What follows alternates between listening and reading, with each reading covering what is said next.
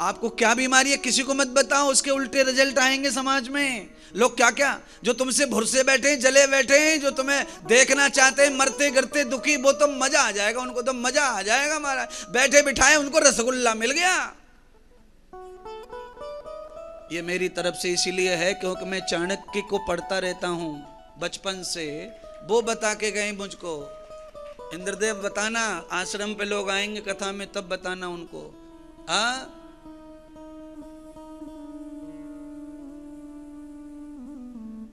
Yes फलम त्वया दासम। राजन, भगवान कृष्ण का ध्यान करो और उनकी ही कथा श्रवण करो। अब तुम्हारे पास कोई चारा नहीं बचा है, कोई जरिया नहीं है, जीवन में कुछ अंश नहीं है तुम्हारे पास। अब तो केवल जितना समय बचा है उतना उनका चिंतन मनन ध्यान करो और कथा श्रवण करो। अपनी इंद्रियों को पूर्णतः परमात्मा में लगा दो, अब तब ही तुम्हारा कुछ अच्छा हो सकता है, अन्यथा तो तुम्हारा सब बिगड़ ही गया है। राजा ने भी सोच लिया कि अब कुछ बचा ही नहीं है, तो जो महात्मा कहे अब वही करते चलो, वही करते चलो। आप भी समझ लो, आप मुझे सुखदेव मत मानो, कोई बात नहीं, इंद्रदेव मान लो, पर देव तो लगा हुआ है मेरे नाम में भी। आप चक्रवर्ती राजा परीक्षित नहीं है, कोई बात नहीं है, पर घर के आंगन के चारों कोनों में तो तुम्हारा ही राज्य चल रहा है। कम से कम सुनाने वाले को अपन जितना बड़ा मान लेते हैं उतना ही अपना भला होना शुरू हो जाता है। सुनने वाला जितना छोटा बन के सुनता है उतनी ही कृपा शब्दों की ज्यादा होती है महाराज।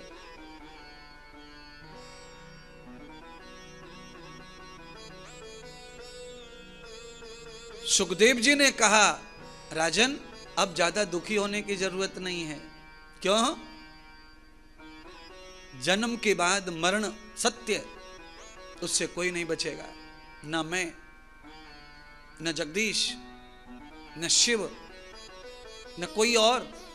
जिसने भी चमड़ी का शरीर धारण कर लिया उसे मरना ही है।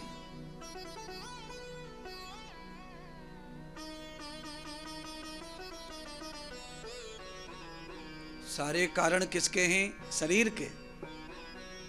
अगर ये काया न मिली होती तो हमारी जिंदगी में कोई पाप ना होता, कोई दुख ना होता, कोई क्लेश ना होता, कोई आकर्षण ना होता, कोई ईर्ष्या ना होता, कोई दुश्मनी ना होती, कोई झगड़ा ना होता, कोई कोर्ट कचहरी। ये सारा खेल शरीर का है, देह का।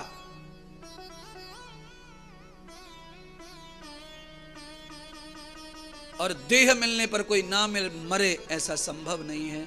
शरीर की मौत अवश्य आएगी राजन, सबकी आती है, क्योंकि ये संसार ही दुखदाई और सुखदाई है।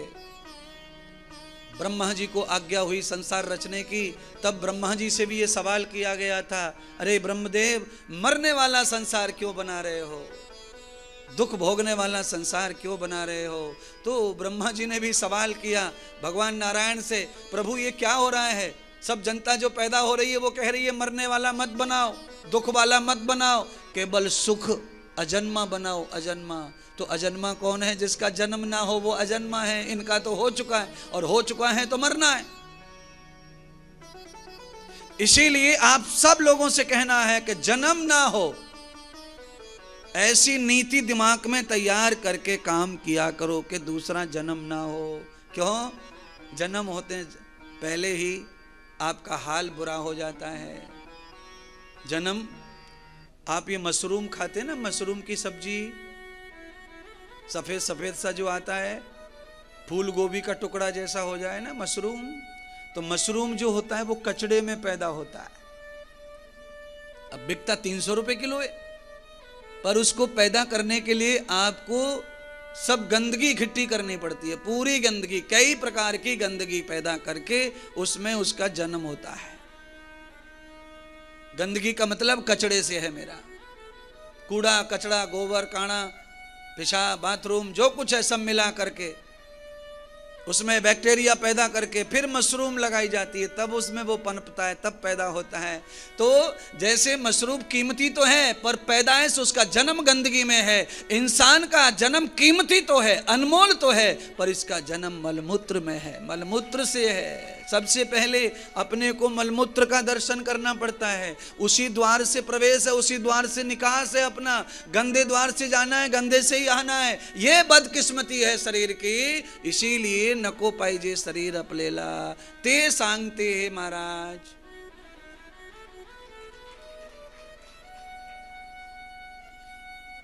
आज आमची कथामध्ये नवीन लोक आले ना, त्यांनी मराठी भाषा महाराजांनी आण लागली, त्यांनी ते ऐकायचे ना, नवीन लोकांनी तो माहिती पडला पाहिजे ना कि महाराज 1 2 3 हो चुका है।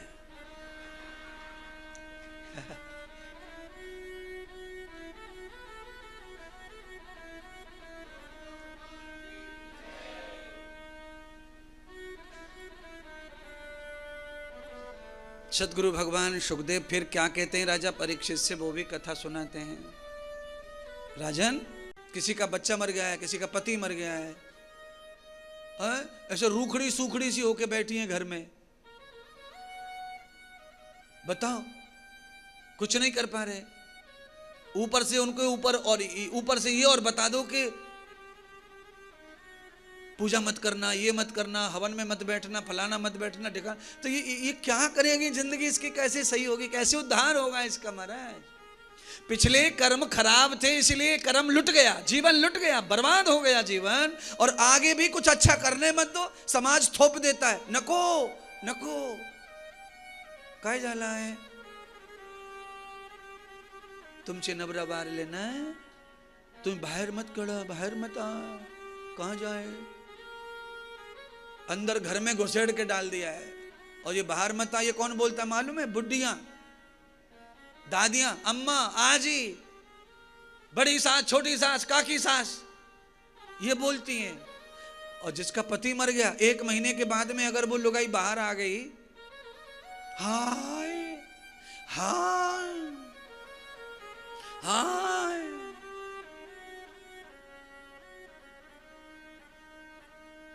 क्या हो गया महाराज?